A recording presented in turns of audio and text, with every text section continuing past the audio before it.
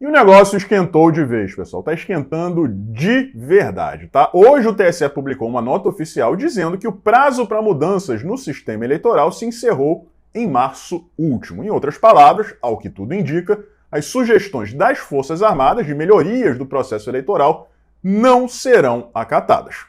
Vamos ler a matéria, depois a gente volta aqui para comentar. TSE diz que responderá a todos os questionamentos sobre as eleições até quarta-feira. Tribunal afirma não se opor a divulgar sugestões recebidas sobre o processo eleitoral, mas lembra que prazo para mudanças já se esgotou em março. Ministério da Defesa havia pedido publicidade de documentos. O TSE afirmou que irá responder até quarta-feira a todos os questionamentos sobre o processo eleitoral enviados pelos integrantes da Comissão de Transparência das Eleições. As Forças Armadas integram o colegiado e haviam solicitado a publicidade dos documentos trocados com a Corte. Em nota divulgada nesta segunda-feira, o TSE ressaltou que já havia respondido, ainda em fevereiro, a todos os questionamentos e sugestões enviados dentro do prazo estipulado no ano passado. As Forças Armadas, por exemplo, haviam enviado ao tribunal 4 ofícios, com 80 perguntas, em dezembro de 2021. Eles já foram respondidos em fevereiro. Um 5º ofício foi enviado depois do prazo e ainda aguarda a resposta. Eles foram assinados pelo general de divisão Heber Garcia Portela, que integra a Comissão de Transparência do TSE.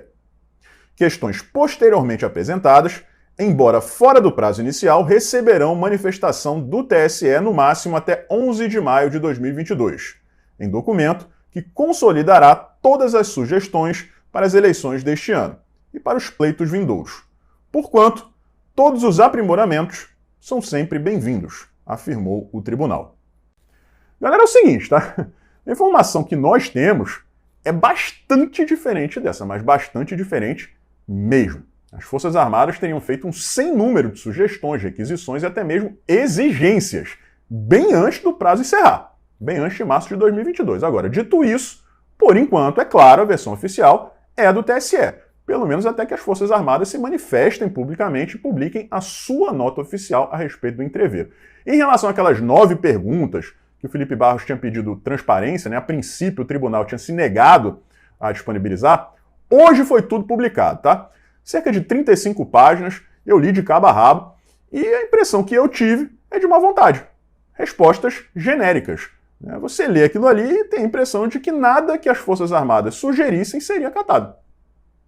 Simples assim, sempre tem uma desculpa na ponta da língua para aquilo que as Forças Armadas estão questionando, estão perguntando.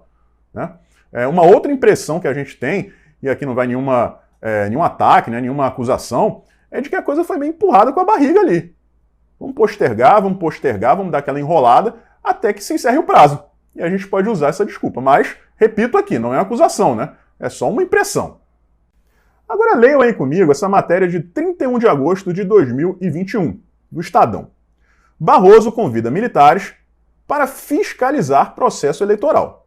Iniciativa faz parte de medidas para ampliar transparência das eleições. Atacado pelo presidente Jair Bolsonaro, o presidente do TSE na época, era o Barroso, procurou o ministro da Defesa, na época também o Braga Neto, para pedir o envio de um representante militar na Comissão Externa de Transparência a ser instituída no tribunal. A abertura das portas do tribunal, a cúpula militar, despertou receio em setores da política, em função das reiteradas ameaças de Bolsonaro de que o país não terá eleições sem o voto impresso. Repetindo ali a cabeça da matéria, tá? Barroso convida militares para fiscalizar processo eleitoral. Das duas uma, pessoal? Das duas uma aí. Ou o jornalista se equivocou na escolha do verbo, não deveria ter sido fiscalizar, ou então o TSE não esperava esse nível de detalhamento na atuação das Forças Armadas, subestimou a equipe técnica do Exército, Como eu disse aqui para vocês, eu tive acesso ao documento, li tudinho, e eu vou repetir o que eu já disse, A impressão que você tem é de que não havia uma predisposição a fazer uma colaboração, uma parceria, 4 mãos. Seria mais ou menos assim, olha só, quem manda é a gente, você pode até dar um pitaco aqui, outro pitaco ali, mas não vai rolar, quem decide a palavra final é nossa. E isso aí não é parceria. né? Mas a boa notícia, pessoal, é que a participação das Forças Armadas em todas as etapas do processo permanece. Por mais que não sejam implementadas essas mudanças, os militares estarão lá, do início ao fim. E isso não deixa de ser um alívio, né? E no meio dessa confusão toda, ainda teve fake news da mídia tradicional. Vejam aí. Ministro da Defesa pede a Fachin que retire general de comissão eleitoral e avisa que vai substituí-lo. O movimento do ministro da Defesa foi visto por integrantes do TSE como uma demissão do general Portela. Algo que pode ser considerado irregular, porque os integrantes da comissão foram nomeados em portaria do TSE. Sem mudança da portaria, entendem integrantes do Judiciário, o ministro da Defesa não poderia se autonomear. Pois bem, o ministro negou. Vejam aí. O ministro da Defesa diz que não pediu troca de general em comissão do TSE. Paulo Sérgio Nogueira afirma que apenas solicitou ao magistrado que eventuais demandas da comissão direcionadas às Forças Armadas, tais como solicitações diversas, participações em reuniões e etc., sejam encaminhadas a si. Essa solicitação se deve ao fato de que o ministro é a autoridade que exerce a direção superior das Forças Armadas, diz nota do Ministério.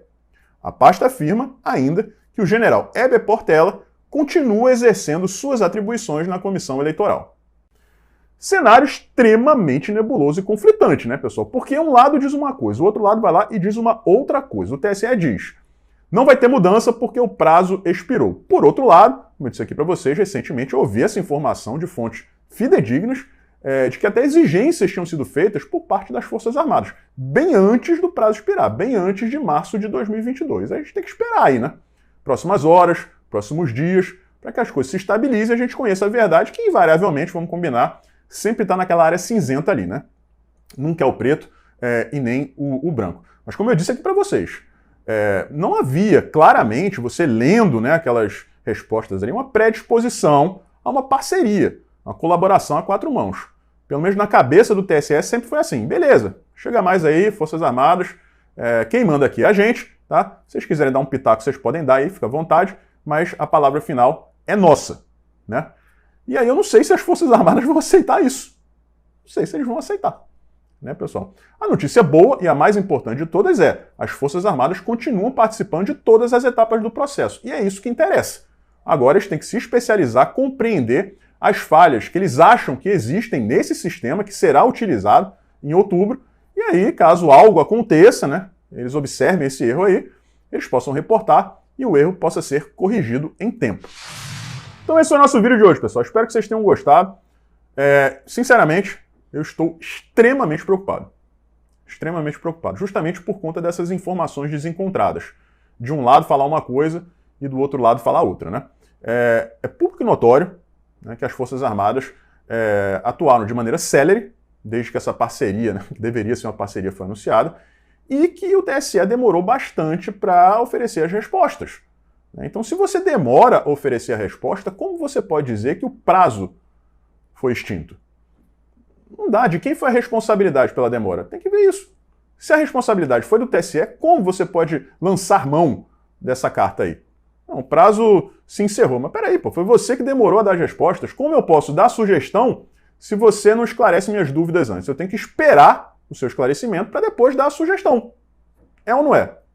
Se você vai lá e dá a resposta pertinho do prazo, não tem como você montar, né, um parecer técnico e dizer, ó, tem que mudar aqui, tem que mudar ali. Não dá. Então é uma coisa muito esquisita, pessoal, muito estranha. Eu não consigo entender por que essa resistência toda, ou consigo, não posso falar, enfim.